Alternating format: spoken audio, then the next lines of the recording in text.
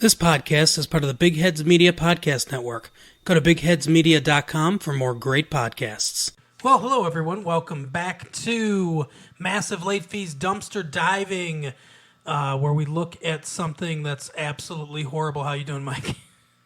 Not too bad. How about yourself? Good. This one, I'm sort of looking forward to this one. But real quick, before we get into it, I just wanted to do a quick product review. And full disclosure, we were sent some equipment from Rode, the microphone maker, and we've gotten some pretty amazing stuff out of it. I'll tell you that much. Now, this is a completely honest review. You know, we're not being paid to do this or anything like that. We've been using their equipment and just kind of, I wanted to give a quick shout out. Mike hasn't actually gotten a hold of his yet, but I wanted to do one real quick for everybody. So we were given the Rodecaster Pro mixer, the Procaster microphones, and some PSA1 boom arms. Now, I've talked about this on Retro Late Fee as well with my wife, but I want to also let everyone over here know. So, I mean, if you're a podcaster, if you're a podcaster and you're listening to the show, I cannot more highly recommend the Rodecaster Pro mixer.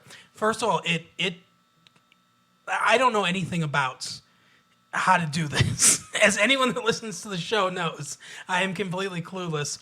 Especially when it comes to technical stuff. And this thing is incredibly easy to use. It replaces about 4 different pieces of equipment. If you go on the road to do your podcast, if you do interviews for your podcast, if you want to do any kind of live events, you absolutely need this thing. So this thing has got a slot for what do they call them, a mini SD card that has its own internal recording. So you don't even need a computer to record the podcast. You can just do it completely on the fly, record it to the SD card, and then transfer it over to the computer later. It's super easy to do. You can program different sounds into the soundboard, so you can do different sound effects. You can do your theme music, anything like that, which basically takes my editing time down from a couple hours to almost nothing at that point. And then if you're doing interviews, you can connect your phone with a TSSR cable. You can connect your phone via Bluetooth. It's absolutely fantastic, and the sound quality is amazing. There are a ton of things that I could say about it, and I'll probably talk about it a little bit here and there throughout different episodes as we start to use it more, when we use different features and stuff like that. I'm sure I'll bring it up. I'm absolutely, like my wife says, I'm absolutely in love with the thing. I've been using it constantly. And then the Procaster microphones, I mean, you can probably hear the difference. The microphones we were using were good, high quality microphones for sure, but these Procaster microphones are absolutely fantastic.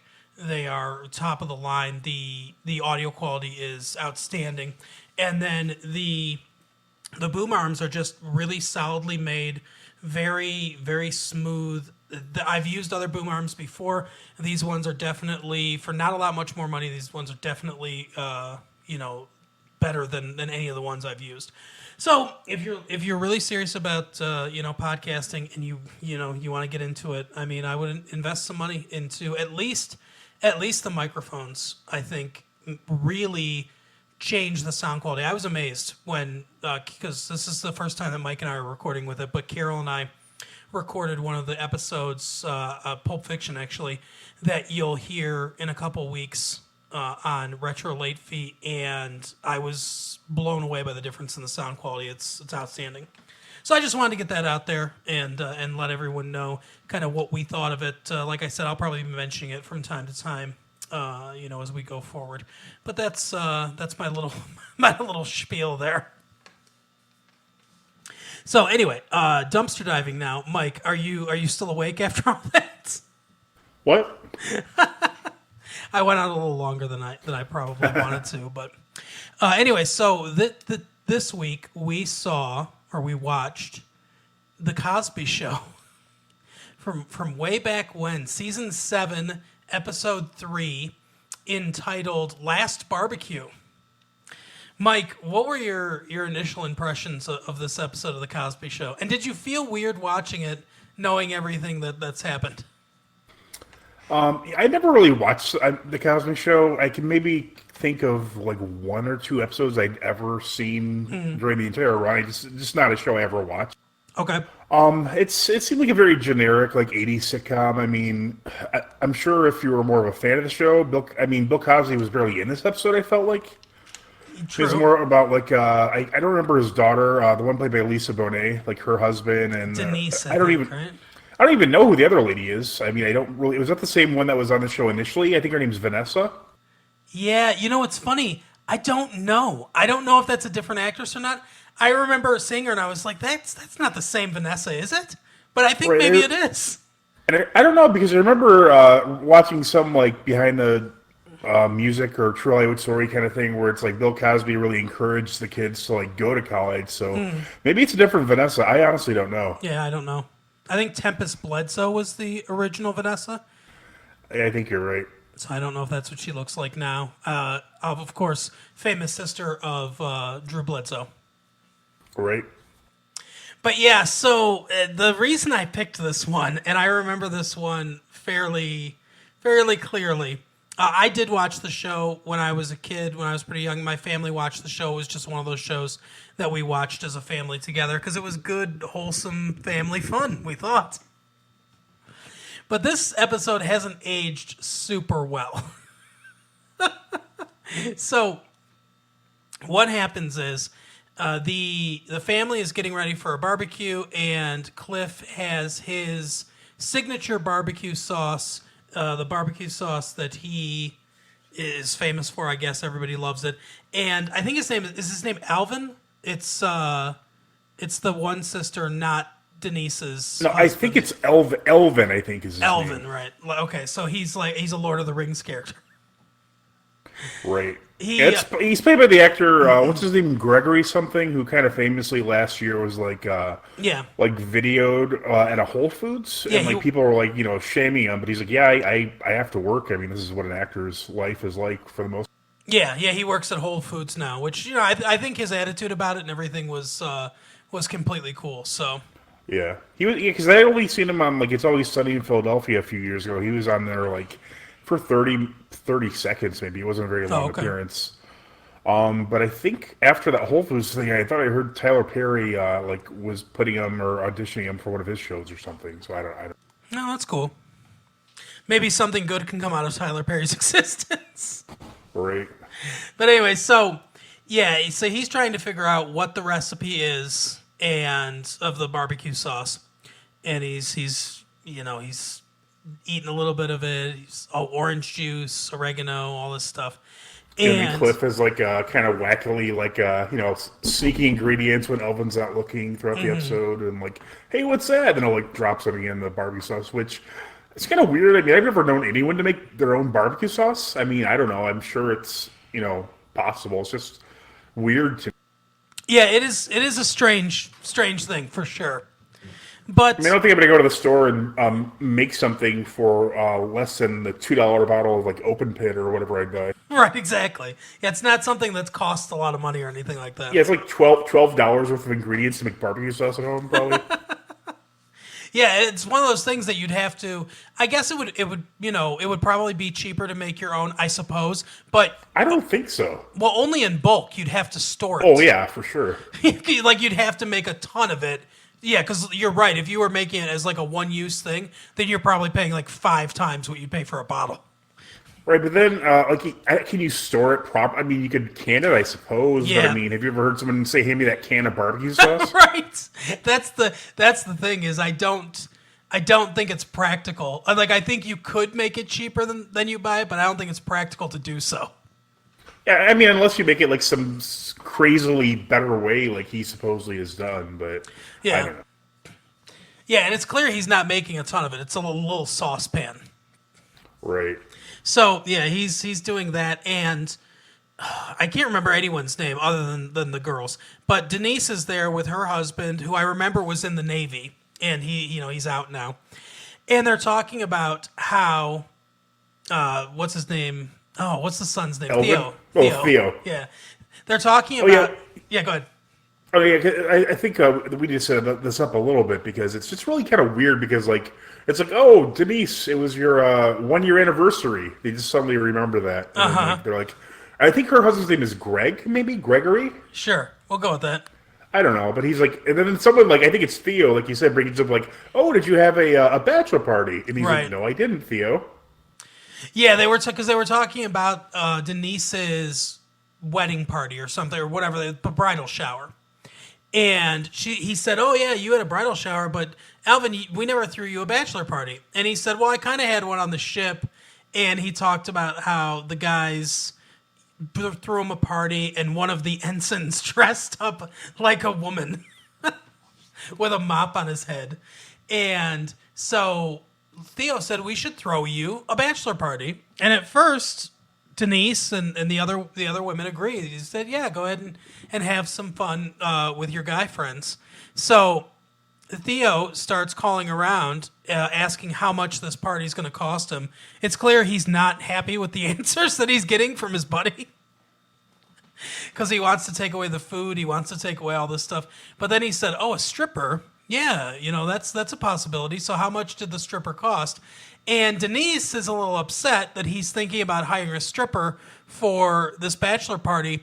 I don't know what did she think was going to happen? What did she think they were going to do? Yeah, especially in the 80s, like when people didn't really karaoke that much. Like, what do they think people are going to do during this time period? Seriously. I mean, he had... Gonna sit around watching stag films, whacking off together or something? Right. They're in a circle. It was such a trope that the male guy on the ship did it. Great. But anyway, so she says to him as he's coming in with the ice and everything, she says, "Hey, Theo wants to hire you a stripper," and he goes, "No," and kind of laughs and walks away. So she's not happy about this. She kind of brings it up to her sister, who's also not happy about it, and then they bring it up to her mom, who says, "Well, what did he say when you told him no?" Basically, is what she says. It's a longer way around, but she says, "What did he say when you told him no?" And they said, "Well, we didn't say anything." And she goes, "Well, I've always spoke up or told you to, speak up and everything." And so Cliff walks in and she says, "Hey, did you know the boys are going to get a stripper for this bachelor party?" And he goes, "Yeah." He's already found out about it somehow. So, I don't even know what he's doing on this show. Like, he doesn't really do much except for, like, I'm not even exaggerating. He just kind of, like, in this, makes funny faces and noises in the background. Yeah. It was like the stereotypical thing that people do when they're doing an impression of him. But, I mean, is that all he does on the show? I've never really seen the show. Pretty much, yes. That is basically his role on the show. I mean, every once in a while, like, he'd give a heartfelt speech or deliver some sort of lesson. But for the most part, yeah, he's mostly just making faces and funny noises. But because he says, so she says to him, "Well, what do you think about that?" And he said, "I think it's dumb. I think it's outdated, all this stuff and everything. And, I don't really approve of it." And she says, "Well, why did you say anything to him?" And he goes, "No, because I'm not married to him." He says, "Now, right. you, if you were going to see a stripper," and then that's when he does one of his noises, or whatever noise he makes, which is supposed to be funny, I guess. I mean, the audience laughs. Yeah, I guess. I don't know. But anyway, so they go out to the barbecue, and then Alvin gets pulled into it as well. Basically, the entire family gets pulled into this giant argument about whether or not they should have strippers or a stripper at the bachelor party and how demeaning it is for women. Alvin brings up how it's demeaning for men, and they, the women say no, it's not demeaning for men at all. They basically show the double standard there, I guess. Alvin brings up a story about a buddy that he knew that felt victimized. I have to say, I've never been a male stripper. and I don't know any male strippers, but I've got to imagine that a lot of them probably are groped pretty hardcore. I mean, I've lived in Vegas and I've seen some of those women going into the male stripper shows. They don't look like they don't look very, I don't know, somber. They're pretty raucous. They're not knitting on the way in. Yeah, exactly. They're pretty raucous and ready for some stuff. So I got to imagine that for some guys, it's probably like with women. Honestly, some guys probably love it, and some guys probably feel victimized by it. That's my guess. But imagine those guys probably wouldn't be getting into it because they would realize, in like 5 seconds, like, oh, I'm going to be groped. Probably. Yeah, that's my guess. But maybe some of them need to do it for some kind of financial reasons. I don't know. I mean, I don't think anyone's ever been in such a specific situation that my only way out is stripping. Yeah, it does seem it is definitely a trope. I mean, if you're really that desperate for money, I'd rather murder somebody than have to strip if I didn't want to. Yeah, I mean that does sound. You probably make a lot more that way too, Absolutely. You give them a feared name in the underground community. How much would somebody pay Alvin to kill people? That's what he should have done instead of working at Whole Foods.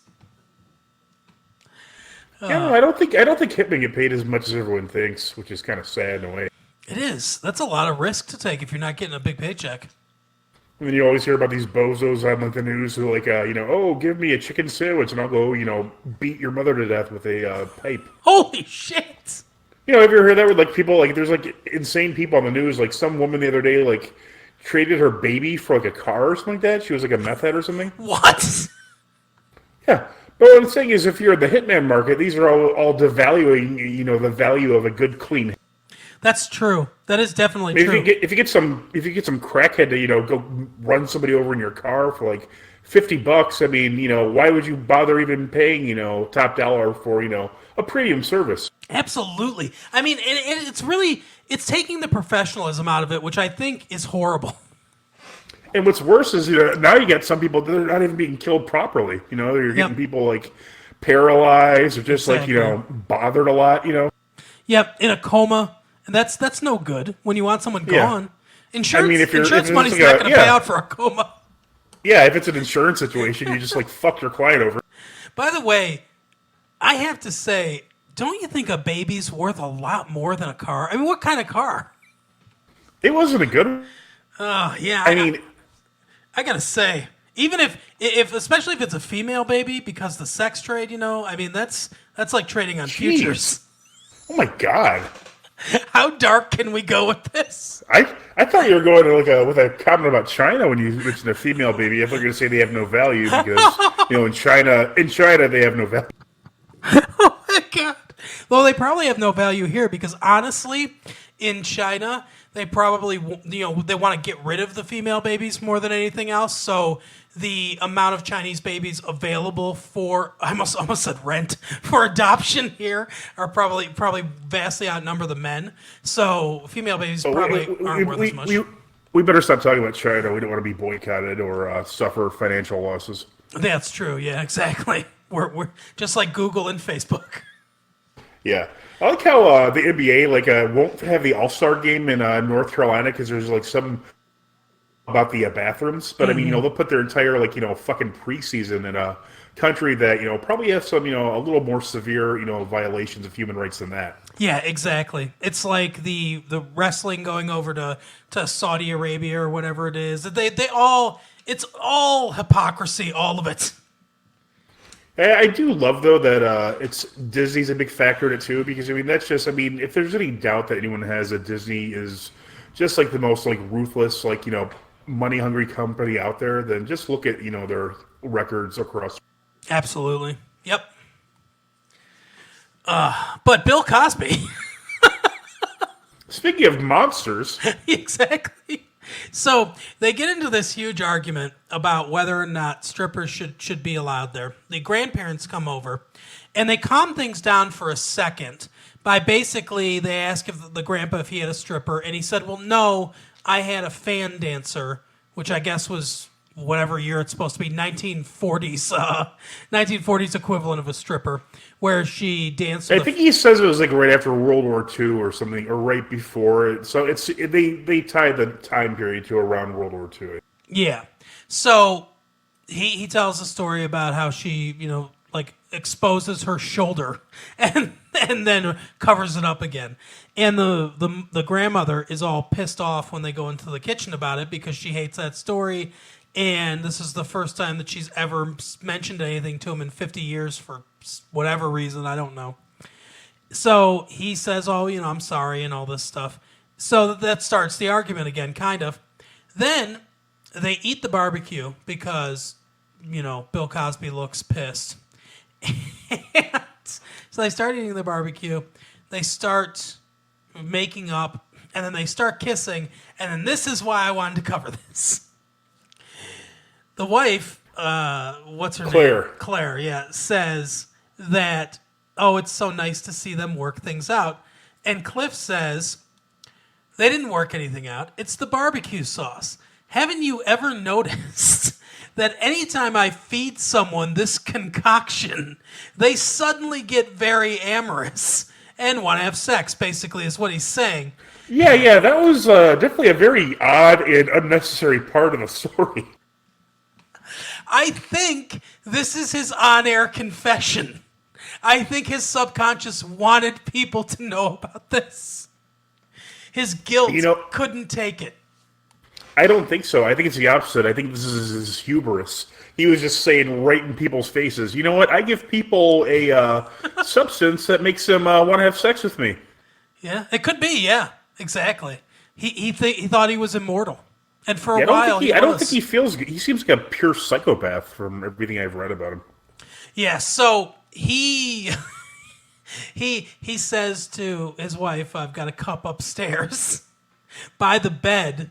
So let's get you horned up and everything." And then, like in the middle of like a party they're throwing at their house. Yeah, exactly. And then the little boyfriend. Kenny, I think. Yeah, Kenny. Yeah. Rudy's little boyfriend starts dipping the chicken into the sauce, saying how good it is. He's going gangbusters on that. He's like, he's just got barbecue sauce all over his face. Yeah, so Cliff grabs that away from him because he doesn't want his daughter raped. Yeah, he just aggressively wipes it out of the inside of his mouth at one point, I believe. Yeah.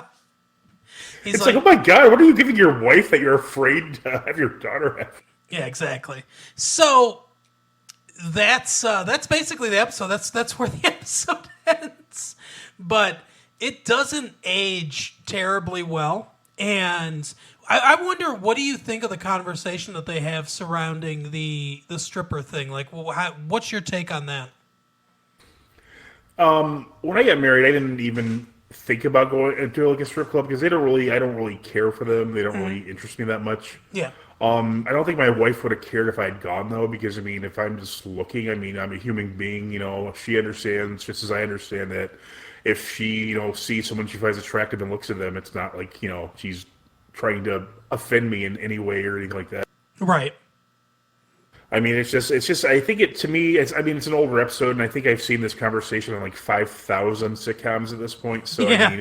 For all I know, this may have been the first time it was ever on the air, but it's very stale to me at this point. It's just yeah, I get it. It's not something I really see as controversial at all. But if you want to be upset by someone's natural human instincts, I guess go ahead. It's funny to me, the conversation they have, because it sounds like a conversation that people might have now, I suppose. They're very woke, I guess, in a lot of ways. And I guess I didn't realize that started that long ago, I suppose. But yeah, a lot of this episode definitely was very modern, and the sense that some of the arguments they were having about what's offensive, and women shouldn't have to feel this way and that sort of thing. I didn't realize it was such a mainstream topic back then, which is the 90s probably.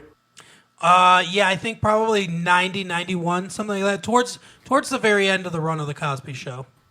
Yeah, but I think, you know, obviously in the early 90s with like Clarence Thomas and Anita Hill, there was, you know, quite the conversation on the very topic. So, That's true. I mean, it's, yeah, it did seem a lot modern, you know, in that respect, but like the storyline itself and like, I didn't laugh a single time during the episode. I mean, I like, kind of did Yeah. that when they were discussing the sauce, and especially when he's like wiping it off that kid's face. Yep. It's like how like oh wait, okay, like if you, I couldn't see it as anything but like a really fuck up thing that was going on.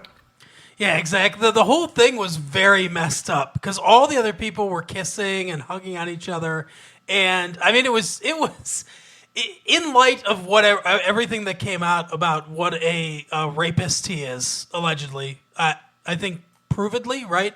Like he lost he the is in case. prison. Yeah, he lost the Yes. case. So I guess we can assert that as a fact now, or at least a jury found fact. But I love anyway, that there's still people out there who like defend him. You know, yeah, I don't get it. It's once so many people come forward, and that's the other thing too. You know, do women lie about this from time to time? You know, occasionally. Sure. I mean, yeah, it happens that the one that comes to mind is the lacrosse team dudes that were accused of this, and that turned out not to be true. That was a long time ago. right? But for the most part, I mean, you know, most of the time women aren't lying about this. Why would you? Why is this a story you'd make up? You know, there's not a lot to gain, and you get most of these women get mercilessly attacked by at least some section of society. So, yeah, I don't. For the most part, I don't know why. You know, I'm not saying don't give someone the benefit of the doubt. We have a legal system where it's guilty until proven innocent. I usually like to withhold judgment until I've seen evidence one way or the other. But so if it would have been one woman that came out against him, then I would be like, let's wait and see and everything. But when 45, 50 women come out of the woodwork and all say they've done this, and then there are people all over Hollywood saying, yeah, we heard rumors about this and whispers about this for years. That's a lot of evidence.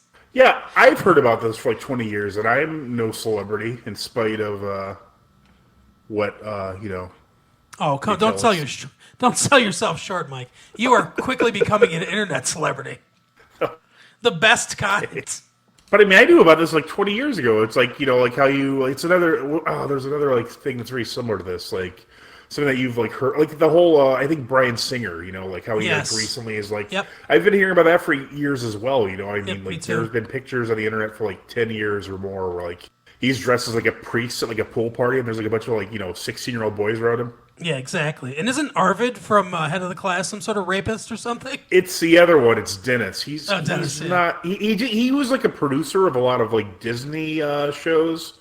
I don't think he Yeah. was like a proven rapist or anything like that, but he was very like creepy, like in a lot of regards. Like there'd be a lot of things where he's like taking pictures of like the child actresses like feet and stuff like that. Oh wow. And I Is he think selling him to someone Quentin said, Tarantino? no, I don't think so. And I think I could be wrong, but I think some people claim that he's like the father of Britney Spears' little sister's child.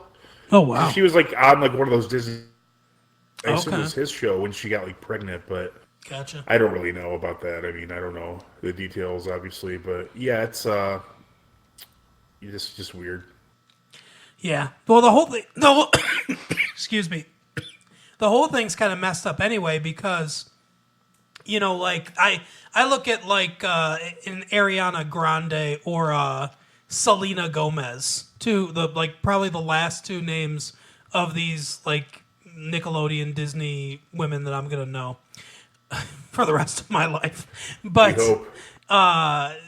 like the way they sexualize these kids on these shows, it's subtle, but it's there, and that's a problem too. The whole thing is a problem. And Hollywood has had this problem for a long, long, long time. Probably since about the beginning. I'm sure because even like in the movie The Aviator with Leonardo DiCaprio playing Howard Hughes, like that's like in the 20s or 30s, and like he's marrying like a 16-year-old. So there's Yep. Well, I mean, I'm sure she wasn't 16 when they first started getting together. Exactly. And yeah, the it's a problem. The whole thing's a problem. And, it's something Hollywood still really hasn't addressed, but But hey, at least they give us a lot of crap. yeah, exactly. As we talk about on our show every week. So listen to Massive Life Feed. But that is our episode for the day. So tell a friend to listen to this episode where we talk about the merits of selling babies and hitmen and whether or not... And we made all those jokes about China. We weren't serious about any of that stuff. Right, exactly. So China, if you still want to hack into Hollywood for us and give us, hot, fresh scoops, go ahead and do that. Actually, that's North Korea that does that. Oh, okay. China doesn't hack things too? They don't care anymore? Not like movies. All right. Well, I don't know. I don't really give a fuck about you, China. No offense. We're not going to be heard there anyway. Actually, we do. We do have a couple listeners in China now that I think about it. Oh, sorry. You're on a list now. We'll miss you. Yeah. Run, hide. Run! Run! All right. We will see you next week. Bye. See you next time.